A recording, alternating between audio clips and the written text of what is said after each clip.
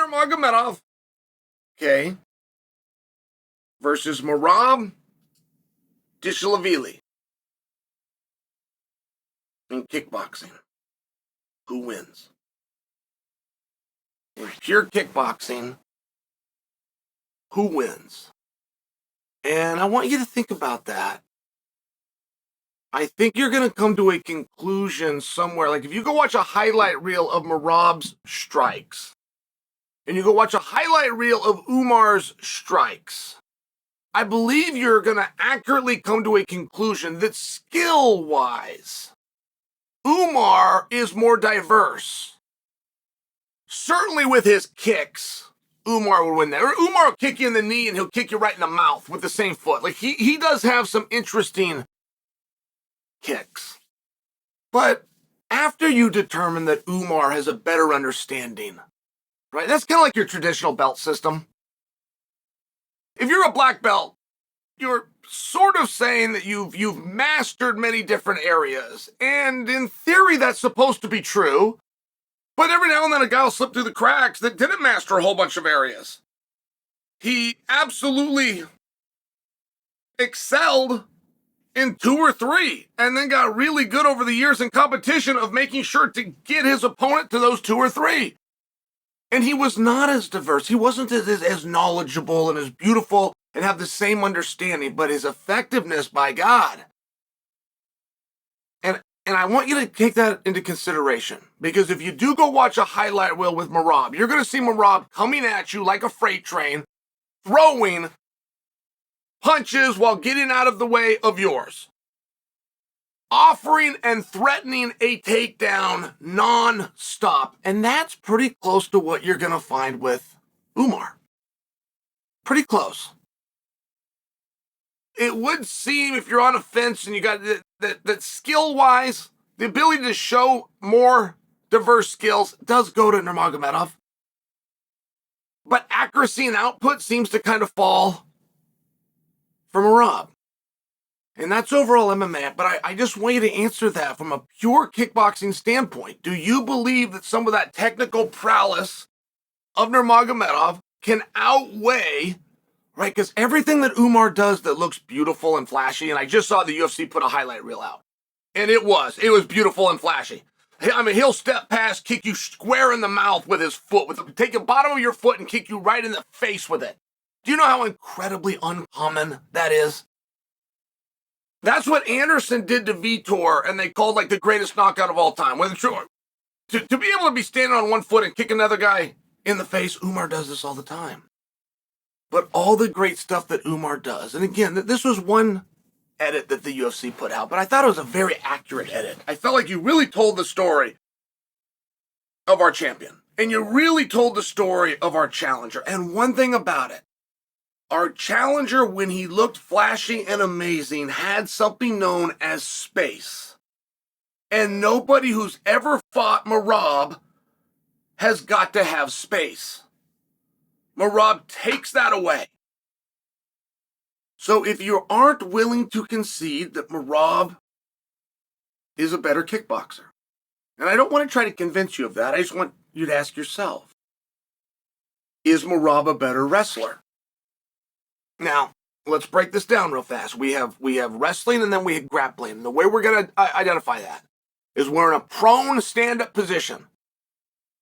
The person that forces the change of position, which means they now go down to the mat. I don't care if you're pulling guard or you're tackling the guy. If you are the one that forces the change in position, you are the one doing the wrestling.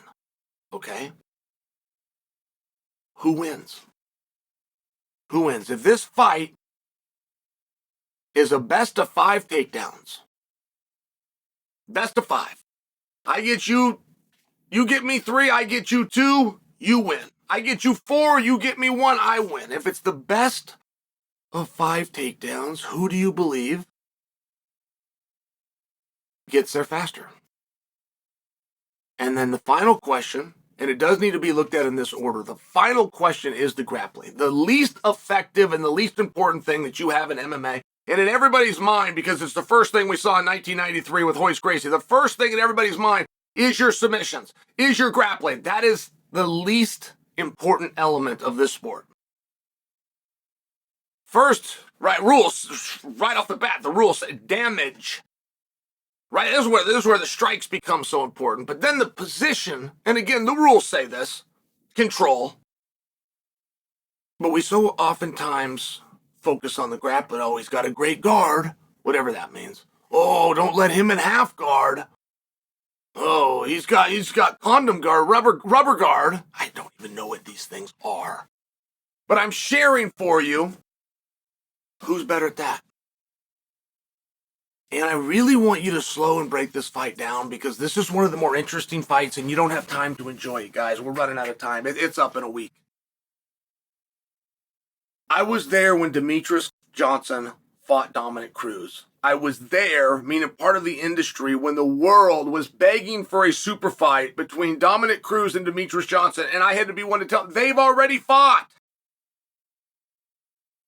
They fought while Dom was still becoming Dom, and they fought before Demetrius had become Demetrius. They didn't even have the weight class where Demetrius went and set all the records at. And every now and then you get a fight that slips through the cracks. People that are dying to see Sean Strickland versus Dricus du Plessis. They're dying to see it. It is the number one fight, anticipation-wise, for an entire segment of our community. But they fought a year ago, and people weren't overly excited for it. They wanted to know why it wasn't Chimaev or why it wasn't Adesanya, right? So that what I'm sharing for you is the times matter. We're running out of time.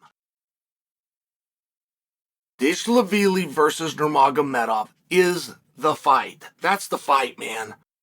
Nurmagomedov was a 3.5-1 favorite 1 week ago. That is outrageous. By the way, that is outrageous.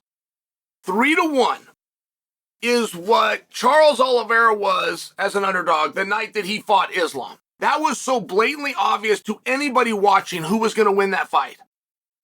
That was the 3-1. They have Nurmagomedov as a 3.5-1. They are absolutely positive. That's what that represents. They are positive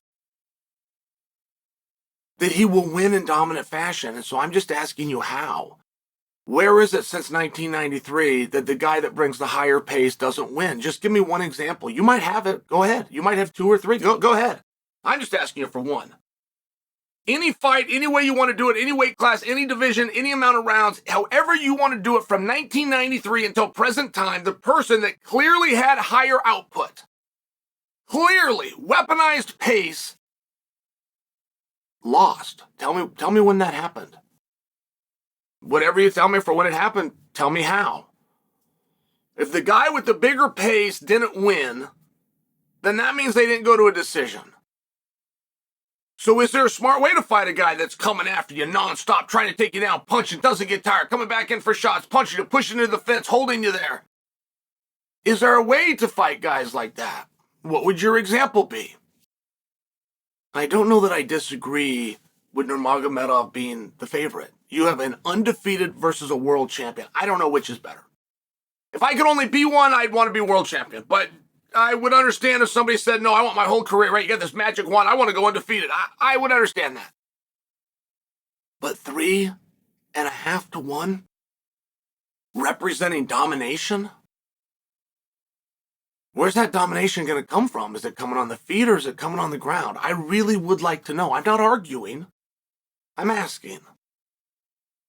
If you believe Nurmagomedov is going to dominate Merab, something he did not do to Corey Sandhagen, if you believe that, could you just tell me briefly how?